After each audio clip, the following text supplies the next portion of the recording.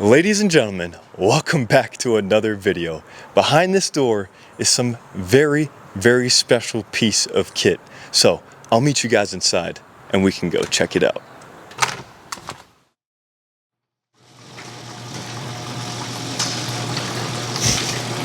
And voila, what do we reveal? Every car enthusiast's dream.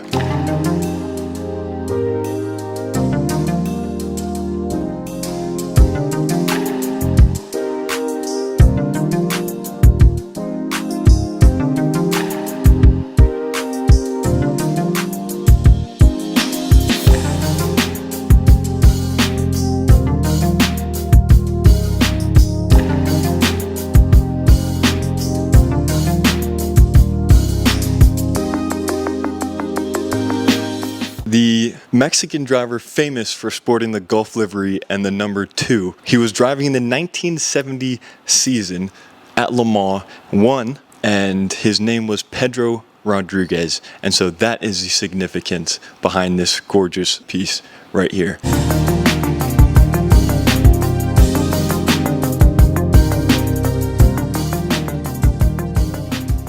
All right, ladies and gentlemen, and now let's get to the fun part, comparing the GT4 RS against the GT3 RS.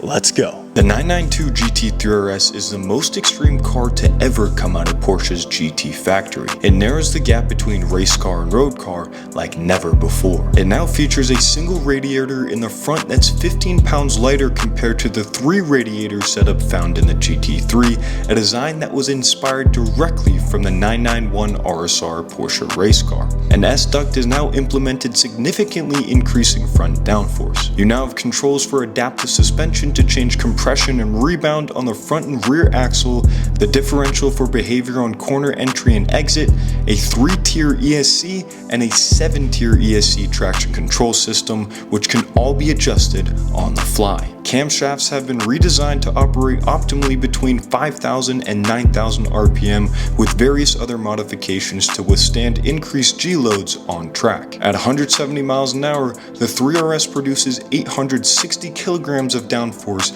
and 405 kilograms of downforce at just 125 miles an hour, monumental numbers. Suspension components have even been designed with aerodynamics in mind, generating 88 pounds of downforce on the front axle. All this is a result of over 1,500 simulations and 250 plus hours spent in the wind tunnel. Power is also up now at 518 horsepower and 342 pound-feet of torque from the 4-liter naturally aspirated flat 6. Top speed is 183 miles an hour, and this thing even features DRS. I mean, come on, just look at it. The GT4 RS is the fastest and most extreme street-legal Cayman to ever come out of Porsche's factory. The GT4 RS is now 35 kilograms lighter than the standard GT4 and also includes outstanding aerodynamics, featuring a multi-level adjustable front diffuser, side blades, louvers in the bonnet, and a large swan neck rear wing, totaling to a 25% increase in downforce over the GT4.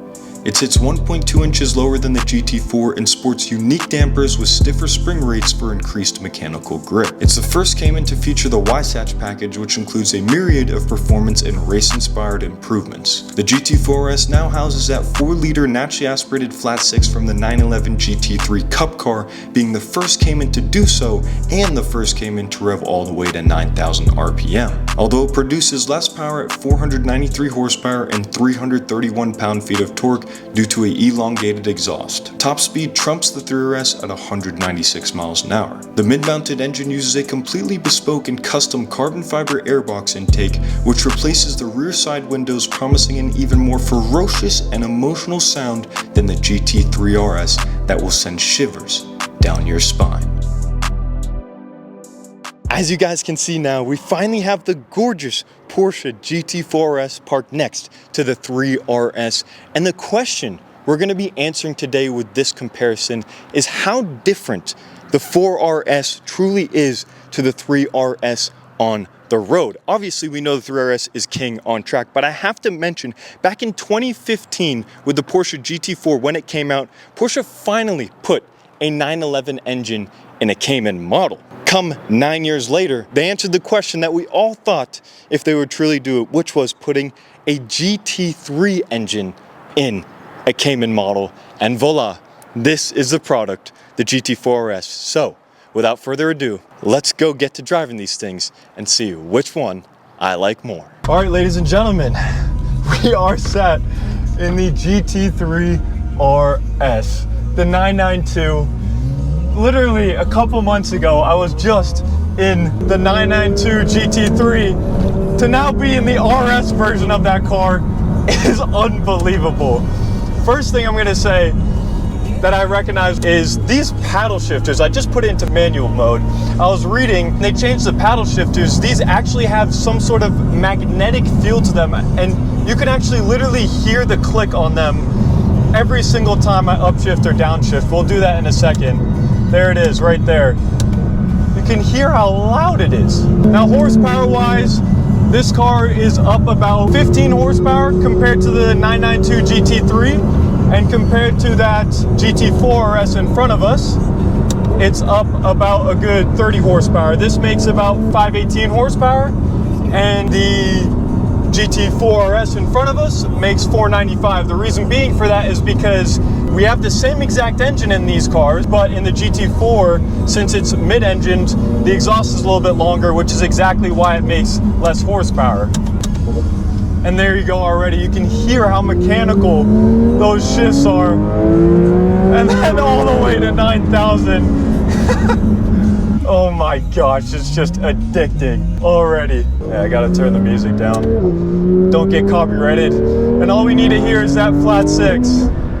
The other thing is, I mentioned this when I reviewed the GT3, but the seating position, the size of the steering wheel, it's just all on point. Porsche does it right. I've already sat in that GT4 RS and I've had the exact same experience. And these seats, you know, they hug you so well. It's just a pleasure to sit in this vehicle. Even before I drove it, it's just a nice area to be in. You have all the different sport design, Alcantara everywhere. You have the center yellow stripe on the steering wheel as well. Moreover, you now have 4 different dynamic control settings on the steering wheel as well. You have your drive select, so you know I can put it to track, sport, all that other stuff.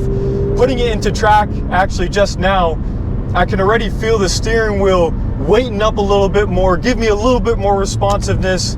And then the DRS button right here as well to activate the drag reduction system on that massive rear wing. I think it's just fascinating to hear the street car's got a drag reduction system. The DRS system on this car is just mind-blowing. Yeah, and it makes 860 kilograms of downforce. Is that all?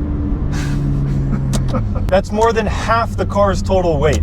The car weighs about 1,450 kilograms, and so it's just making insane amounts of downforce. And I was speaking to the owner, just have to mention, he's one of the coolest guys I've ever met. So gracious and so thankful that he's letting us take out these cars and review them.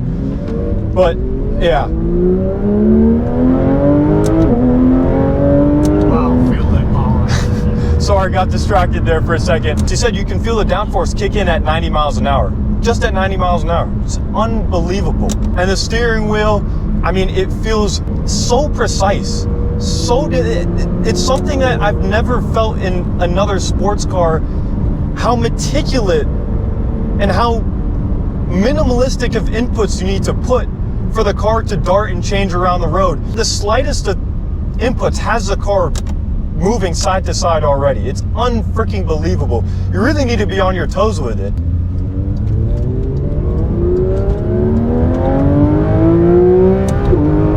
And the car really kicks in, the downforce really kicks in at around, or sorry, the power really kicks in around 6,000 RPM.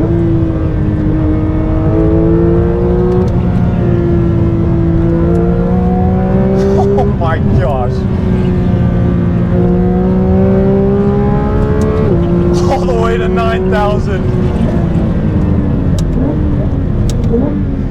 And the brakes as well. You can feel how strong these brakes are. I just cannot imagine what this car would be like on track. Gosh, the acoustics are unbelievable. and I'll really be excited to feel that comparison between this and the 4RS, excuse me. Losing my train of thought there a little bit. And the other thing is, you know, right there in the middle of the corner, could feel the brakes, how sensitive they are. This car is just dialed up to 11 and everything. I mean, it clearly belongs on track.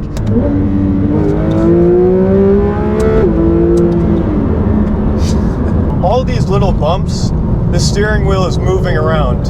Every single little one. And I have to say, the suspension, it's handling these bumps like most supercars do. You know, for a car that is this track focused, it's quite impressive. It is impressive. I think it handles better. Yeah, part of the reason as well is because the way this car is constructed, you know, you have this carbon fiber seat, you're connected to the car, right? Had a little bit of a...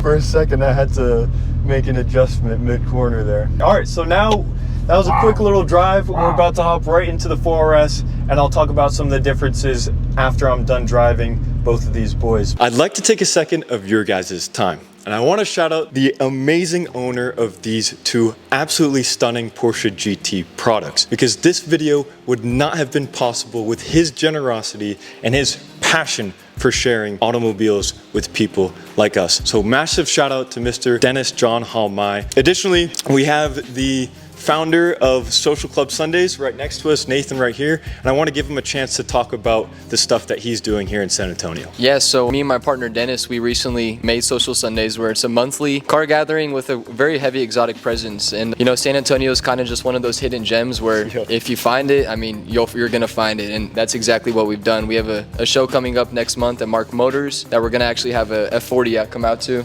as well as a full one-of-one green carbon Senna. There's definitely some amazing things that we're working on, and it's fun, man. It's family friendly. Our last show alone was about $30 to $40 million worth of cars. We're making it happen here. It's a Social Sunday essay on Instagram. Yep. And I have to say, I went to Trinity University here in San Antonio for the past 4 years, and like Nathan said, San Antonio is a hidden gem. Just now, because these guys are bringing the people together, I have started to see the cars that are here. I went to their last show and saw the one-of-one McLaren green carbon Senna that I made a video about 4 freaking years ago when it came out, and never in my life would I have thought that I would have the chance to see that thing in person. And it's thanks to these guys, and it's thanks to the community that they're bringing. So if you want to be part of that passion, go check them out. Awesome dudes. Also, have to mention as well, Mr. Dennis John Halmai is working in collaboration with Team Savage. It's an all-inclusive rally here in San Antonio going to New Orleans. They also have the NOLA track fully booked out as well, so you'll be able to bring your supercar on track. October 4th through the 8th is the date, so reach out to any of these guys if you're interested in going. Massive thanks to them.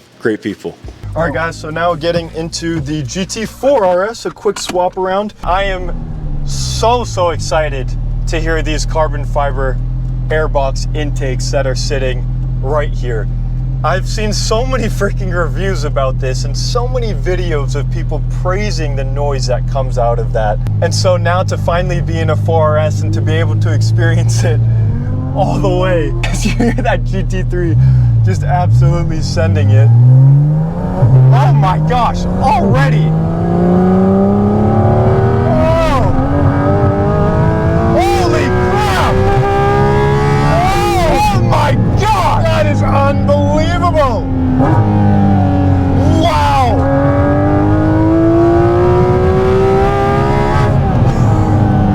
Holy crap! That is a symphony. That is unbelievable to hear that like that. So even just at 5,000 RPM, the acoustics of this car are unbelievable. You can hear the airbox, you can hear all the mechanical noises so much more than in the 3RS. It's unbelievable. It's second to none. I hope the audio is doing justice of picking this up. Man, kudos to the Porsche engineers that came up with that whole concept, that idea. That is just gorgeous. And it makes sense. Oh. If you look behind you, you can actually see the carbon fiber air intakes right there. That's why there's no blockage. There's absolutely no blockage. And I wonder if I put the windows down a little bit.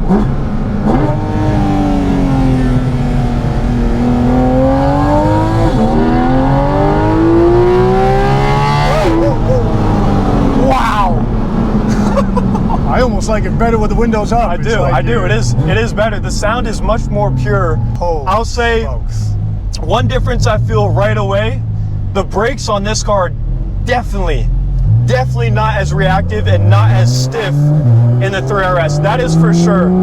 You can feel it's a little sluggish compared to the it is much more sluggish. It doesn't have as much torque on the low end, so you actually have to keep it much more in the right rev ranges to actually have the power. Right there, yeah. But once you have it, it's there. Yeah. Once you're at 5,000 RPM, it's completely there. But if you punch it from 2.3, it takes a while for that power to build. No, that's right. I remember Dennis actually saying that, the owner. Yeah. What I've realized about these cars is it's not necessarily how fast these things are. It really isn't. It's all about the emotions, the driving pleasure that the cars give you. Because that's truly what puts a smile on your face. It's why people don't like Teslas. Those are some of the fastest accelerating things in the world, but people don't like to drive them because they drive, frankly, like and they don't have acoustics like this that literally send goosebumps through your spine.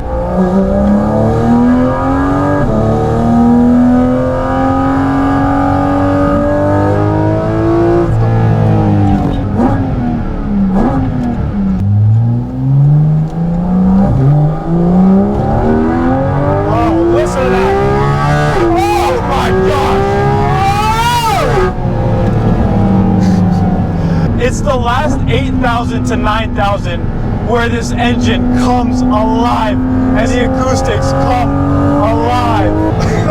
It's just unbelievable. Oh, baby. And it is true. Oh, it handles. I almost like the way this car handles in the corners more because of where the engine is positioned. Yeah. It's because of the weight distribution, where that engine is sitting, the car sits a little bit better in the middle of a corner. And you can actually apply throttle a little bit earlier.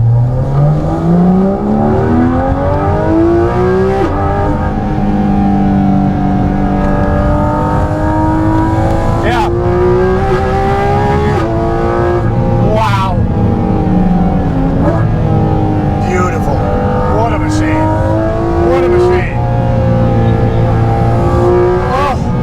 So the steering as well is a little bit less reactive. It's not so precise. And I think for the road, it's honestly better. It truly is. It truly is, in my opinion. That 3 RS, I'm almost a little bit more relaxed driving this car than that 3 RS, because when you turn everything up on that car, the amount of sensory feedback and sensory input you're getting is almost too much for the road. You need to drive it on the track. And I hate to be saying that because I'm the type of guy who's always likes to push the envelope. And I always prefer, the top tier, upper tier cars, but this GT4 RS just makes more sense for the road. That's my opinion. And I think also what you need in road cars is nowadays you have cars that can go a gazillion trillion miles an hour and can get to 0 to 60 within a blink of an eye. To really have a car that sets itself apart, you need the emotions. This airbox intake and the engine being mid-mounted right there brings double, maybe even triple the amount of noise and acoustic emotion than that 3 RS does from the factory. Now, if you put an RSR exhaust on that 3 RS, it might change some things, right? But from the factory, this car sounds insurmountably better than the 3 RS. And I'm not saying the 3 RS doesn't sound good. It's one of the best freaking sounding cars at 9,000 RPM there is. But this is just better. It is. It is just better. And so when you're looking for that pleasure and that theatrical experience on the road, that's what you need.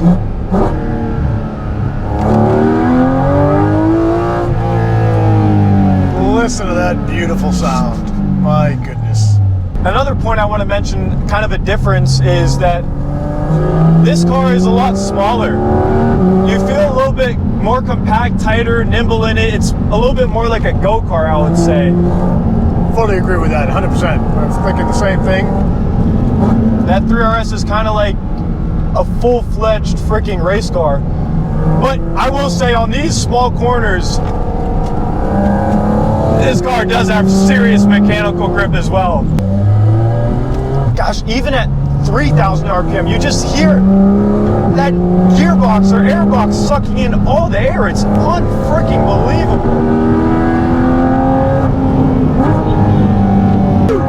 Holy smoke!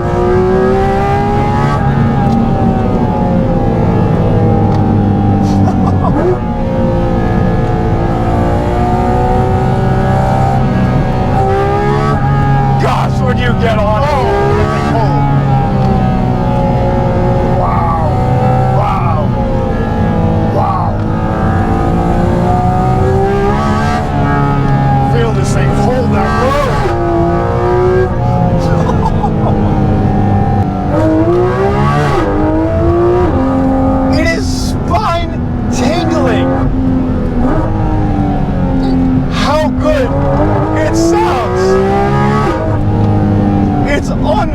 Freaking believable. Dennis has left me in the dust a little bit here. There he is. Okay. You don't know these. That's a telephone pole.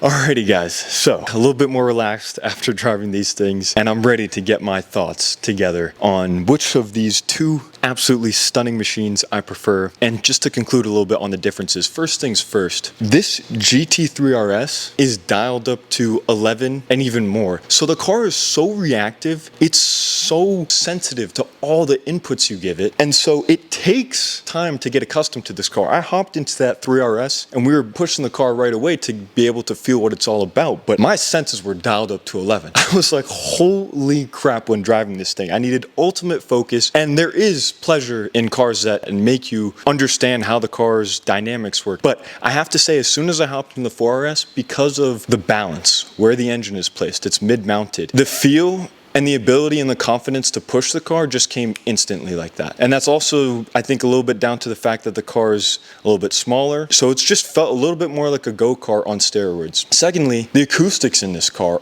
are unfreaking believable. Again, I was talking to the owners about this. I don't think I've ever experienced a car that creates such a spine-tingling sensation inside the cabin. Oftentimes you have these unbelievable V12 noises, V10 noises, V8 noises, and they're all exiting out the rear. Here, you're literally right in front of that engine, and there is no panel between you and the engine. And so you hear all the induction, you hear all the vibration, and from 8,000 to 9,000, it creates a noise and a vibration that you feel in your body and that you hear that I have never experienced from any other car. You want a car that creates a unique driving experience. And this 4RS does something so theatrical that I've never experienced before.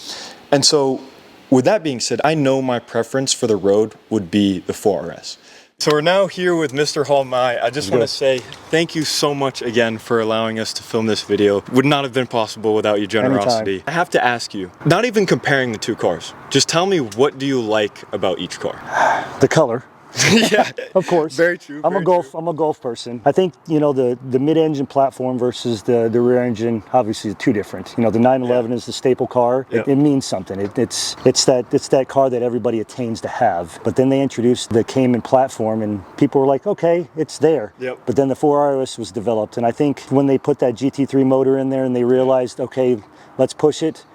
I personally think, not to rupture any enthusiasts, but I think the 4RS is dialed in to be comparable to the 911, in my opinion. You know, I would fully agree with you in just driving them right now. I mean, it was unbelievable to experience the balance of that car, and like I said, how confidence inspiring it was right away. It takes a little bit to get to used to that GT3. And just going back to what, you know, the conversation we had earlier about, you know, how we believe the 4S is going to be a complete one-of-one car, right? I think so.